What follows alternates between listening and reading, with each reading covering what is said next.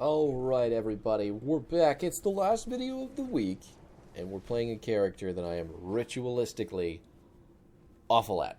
So, this is Orphea, and today's team comps are going to be Mal'Ganis, Rhaegar, Orphea, May, Probius versus Falstad, Genji, Stitches, 10 seconds. Deckard Cain, and Leoric. So, Heroes of the Storm today.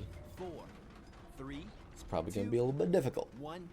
I will be honest with you, I played a couple games of this character prior to this video, and they were a complete fucking train wreck. Not only is Orphea entirely skill shot based, she has got to use her auto attacks on top of those banked skill shot points, and really just do lots of stuff. It's not easy. But we'll go over the abilities with you here. Our Q is going to be Shadow Waltz. You'll see it the most often of every ability. It's just a straight line skill shot. We're going to fling it, and then once we hit the Q, if we hit a hero, we have the ability to click somewhere else, and Orphea will do a short dash in that direction, which is great for getting away, great for going in, great for being places that you want to be, for being aggressive. It's a very good reward for being aggressive. I'm not entirely sure why my team and the enemy team are so down to just ARAM at middle here, but I mean, that's what we do. If they don't leave and my Probius is top and they just want to take damage or some shit, I guess it's fine. Whatever. Our W is Chomp. Pretty simple. It's got a .625 wind up. What kind of weird ass shit? I guess that's just the length of time that it makes sense for the animation. But it's all of our biggest, well, it's our biggest amount of burst damage from her kick. So when Chomp goes down, it's a pretty large area, but the wind up is significant enough that you can dodge it, especially when you know it's coming, because Orphea is in fucking melee range of you, right? E is going to be Dread. This is going to be the most complicated of the three abilities, I think, because Dread is going to shoot a straight line skill shot that's got a puddle at the end of it. So it's going to deal damage along that travel path, and once it hits that final destination that you've designated, it's going to wait for 0.75 seconds, and it's going to pop and deal more burst damage. Is he going to die? He's not going to die. Oh my god.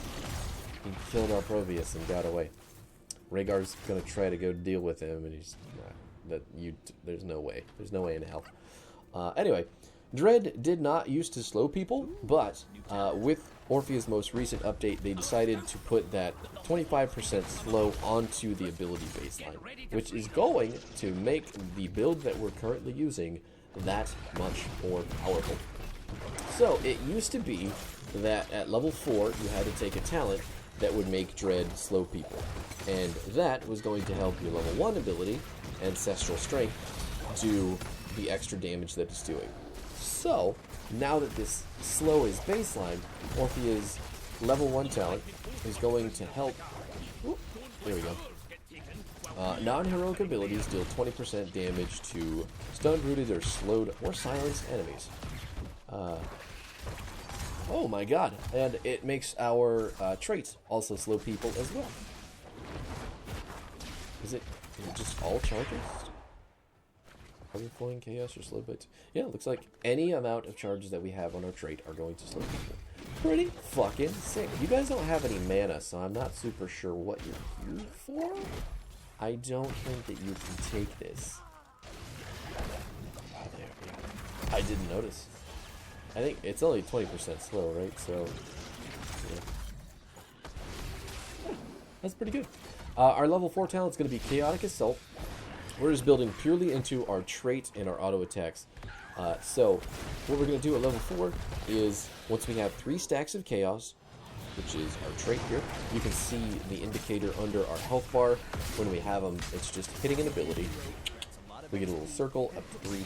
Once we get 3, if we hit an auto attack, we are going to deal an additional 75% bonus damage. Oh my god, no, man. It's been cold, but she's a tank, so we're going to deal an additional 75% damage with our trait. It's pretty fucking good, considering just how strong the trait is. I mean, it's just an auto attack, but it's going to heal Orphea. It's going to deal extra damage. It's just... Yeah, we'll talk about that too. Here it is. Hitting an enemy with... what's... No. Oh, yeah, he did cap it. I thought for sure I was going to hit him because he was standing still, and then Mal'Ganis died, and then my whole world came crashing down because I don't have enough mana to really keep this going, but I guess we're just going to do it. Oof, oof. Oh my god, he didn't die. I thought for sure that auto was... There we go. Auto attack of destiny from downtown. You're welcome. I don't know why you're standing there, falls dead. So you can see, there's a pretty shocking amount of burst damage on this character, as well as sustained damage, as well as healing. It's fucking nuts. Hitting an enemy here with a basic ability gives us 1 chaos. We could stack up to 3. While Orphea has chaos, her basic attacks against heroes consume that chaos, dealing 50% increased damage per stack and healing for 100% of the damage dealt. So, at 3 stacks, we're dealing 150% bonus. I thought he was going to keep running. I was putting that ability down for him to zone so he could leave, and he's just like, Rhaegar fight. I go in now. But anyway, 150% bonus damage on that ability if we have 3 stacks. Not to mention the 75% extra that we're getting from our level 4 talent. So 225% bonus damage. Oh, like this character just vomits damage literally all over everything. Like she can't contain it. There's just no stopping all of the damage that you do. It's insanity. But you have to hit the skill shots. So I mean that's the big trade-off with the character, I guess. Doesn't really feel that difficult if I'm being honest. Anyway, so now that you guys have like an understanding of the base kit of Orphea, we could talk about the talents. But Ancestral Strength and Chaotic Assault we've already gone over. They build into her trait very well, which is kind of just what we're doing. You didn't want to... There you go. I made sure you could get the kill, Rhaegar. Those 2 talents are very easy to identify what they are going to... Don't dare kill my minions. They're just going to buff your trait. They're going to buff your autos. While their trait buffed, you're just going to be an absolute fucking monster. I don't really care about the Auric here. I just want the stats, which is going to lead me to our level 7 talent. I do think that you have the opportunity to kind of build whatever you want here, depending on what you're going to do with Orphea.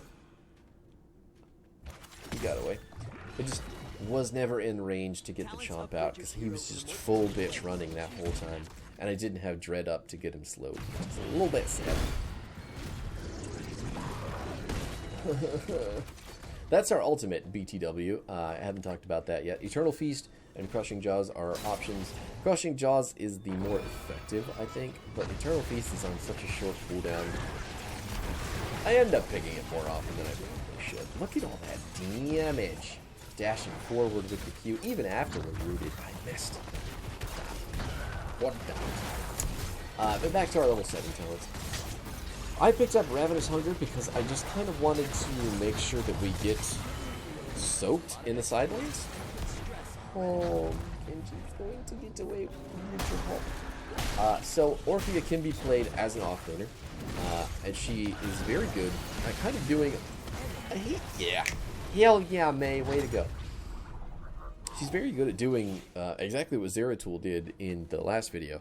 Just cleaning up waves super fast. I think once you hit about 100 stacks of your level 7 quest, goodbye, that you can clear at least the range and the leader minion with just your chomp. Before that, ooh, what a dark conversion. Are we going to get there? I don't think so. I don't think so. Anyway, heading off towards the objective. Yeah, but anyway, the stacking quest itself, once you hit 100, you're self-sustaining. Prior to that, oh no! No! Yes! Saved him with my body. Blocked. I didn't need to use the ult there. I thought it would have been flashy if it landed when he came down, but I guess it's got a little bit more of a wind up than I thought. The other talents on level 7, though, I think are also very good. Insatiable sets the cooldown of Chomp to 1.5 seconds if you hit it. And if you're being very good about hitting it, which, if you have this ability on release, the hitbox is very clear, and it is very easy to land when you get aggressive with this character. So, having it on a 1.5 second cooldown means you're just going to be able to chomp the living shit out of everyone. And having an ability on a 1.5 second cooldown that's an AoE that's going to stack up your trait nuts amounts is pretty amazing, as you can see. Big Ancestral here, waiting for. No Bloodlust at this point. Got the Eternal Feast on the Slow Pit, gonna get the, just the repeated chomp. Oh my god, I love it. Don't stand in the Slow Pit on Alterac Pass, it's just that simple. Genji getting killed by the Mal'Ganis. Sleep. Fork's gonna wake us up. We only have 50 sacks on our level 7 quest, which I'm not super enthused about, so I do kind of want to stack that up a bit more. Yeah. But anyway, Mind Devour at level 7 is the other option, which is going to increase dread damage. Now, this is a bit more conditional. I don't have a whole lot of luck hitting the eruption of dread, which is the little puddle at the end we were talking about. So I don't necessarily like using this talent. Even though it's easy enough to hit people with the pathing of the ability, I'm just not good enough at landing the ability itself to make this my go-to. So I like the chomp talents much more. At level 13, I did pick up Invasive Miasma. Everything about this tier is going to be defensive, because it's 13. You should know that by now if you're playing this fucking game.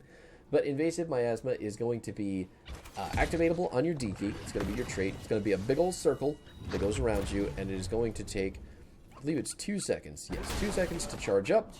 And if the explosion of the... Oh, he got another Dark Conversion off. We're going to slow down Stitches. He almost died. He almost died. If I had Mind Devourer there, he would be dead. Oh well. But the ability, hopefully you'll see me use it here soon. It's going to give us a huge heal. It is going to give us chaos. Oh my god, I'm so asleep. And it is just going to help us be super aggressive. There it is. I think we hit Genji with it, but I think he was protected, so we didn't get to do anything else. But it's part of the reason that Orphea can be so tanky, and she can kind of get into her auto attacks with the trade is so satisfying. But it kind of lets her stand in groups of people, take a lot of damage, heal it all right back up, and then just unload, you know? It gives her another button, so it does add a little bit to the complexity of her kit, but I really like the talent. I wish I were better at using it, but Abyssal Symbiosis isn't terrible either, especially if you have gone for the Insatiable at 7.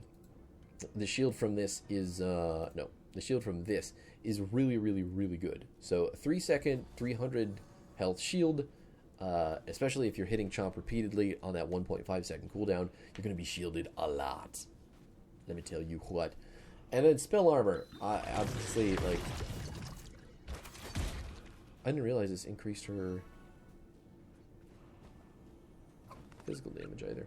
That's pretty cool. I thought it was just you were getting spell damage, but you're getting additional auto attack damage with this. Her Q is probably the least difficult ability to hit with the character, so having that spell armor is very good in cases where you need it. So definitely, it's a defensive tier. It's always going to be up to your preference or what you need. Situational, that's how it works. That's how it's always worked. 16, we did pick up Dead Magic. So our basic attacks that consume chaos are going to ignore armor and deal an additional 185 spell damage to the targets and around them. Now, I don't have to tell you how fucking nuts that is. Let's just look at the damage that we're going to do here. 580. 580 damage with one auto attack because it was completely stacked up. And not to mention, we just got 20 stacks. Heroes that die increase its damage by 40. We just got 40 stacks? No. Because it's only giving us... So 1 stack is 2. So we got 20 stacks. That makes no sense. Oh, anyway. The talent we were talking about is the 16 talent, Dead Magic. So the ignoring the armor is going to be super useful because Deckard has armor. Most tanks have a decent chunk of armor, so if you're playing into like a Garrosh or a Mal'Ganis, even a Cassia, like ignoring that armor with your ridiculously bursty auto attacks is going to be so ungodly good. Look at that wave just explode. Oh my god, it feels so good. Oh. Everything about Orphea, it's difficult. I'm not gonna lie to you. Hitting skill shots isn't the easiest thing in the world to do. But when the enemy team is just giving it up for free like they are, there is very few characters in this game that feel this good to win with. I'm going to be perfectly honest with you. And with the amount of damage that we're dealing, it's just so good. So good. Oh. At level 20, I am going to pick up Eldritch Conduit. Actually, we're probably just ending the game before 20. But Eldritch Conduit, what this is going to do is every time that you use a stack of Chaos from your trait, you are going to get 3% spell power up to a maximum of 30%. So, what does that mean? That means your abilities are going to do more damage. They're going to heal you more when you use your spell damage from your Chaos, your trait. I didn't know that game. I don't know why I felt like I did, but I didn't. And having that additional spell power is just going to make all of your abilities so crazy, unstoppably good. You can't not take it. I can't remember specifically what the ult upgrade for Eternal Feast is. That's what it's called, right? Yeah. But I think it is significantly worse than that. Because it's so easy to have that spell power going all the time on Orphea. It's just absolutely fucking nuts. So that's what I've got for you with this character. Obviously, the game didn't go as long as I thought it would. They didn't even get to pick 16 talents. Those poor guys. But that's Orphea. Like I said, very few characters feel this good to play. And when you can just land everything, she's unstoppable. Really, just fucking unstoppable. We did 40,000 more damage than the next below us. Like, I doubled the damage of their highest player. Tell me that's not fucking busted. Anyway, the build again. Ancestral Strength, Chaotic Assault, Ravenous Hunger, Eternal Feast, Invasive Miasma, Dead Magic, and then